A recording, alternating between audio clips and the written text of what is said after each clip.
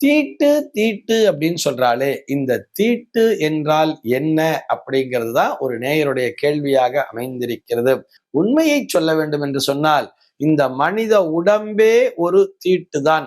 ஏன்னு சொன்னா, இப்ப நிறைய பேர் சொல்லுவா தெரியுமா? பெண்கள் மாதவிடாய் காலத்திலே இருக்கும் பொழுது தீட்டு அப்படிங்கிற மாதிரி சொல்லுவா.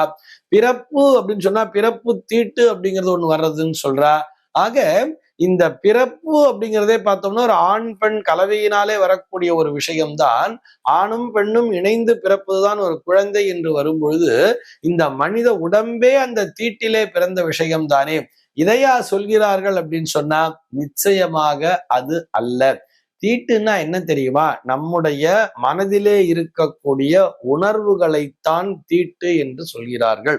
காம, குரோத, லோப, மோக, மதமாத்சரியம் என்கின்ற இந்த தேவையற்ற குணங்கள் யாரிடத்திலே இருக்கிறதோ அவனிடத்திலே தீட்டு என்பதும் இருக்கிறது என்பதை புரிந்து கொள்ள வேண்டும். இந்த ஜனனத்தீட்டு, மரணத்தீட்டு இதெல்லாம் எதுக்காக சொல்லியிருக்கான்னு சொன்னா, அவர்கள் அந்த ஒரு விஷயத்திலே மட்டும் அவர்கள் கவனத்தை செலுத்த வேண்டும். பிற விஷயங்களின் மேல் தங்களுடைய கவனத்தை செலுத்தாமல் தன்னுடைய அந்த சொந்த கர்மாவினை மட்டும் அவர்கள் பார்க்க வேண்டும் என்பதற்காகத்தான் அப்படி சொல்லி இருக்கிறார்கள் என்பதையும் புரிந்து கொள்ள வேண்டும்.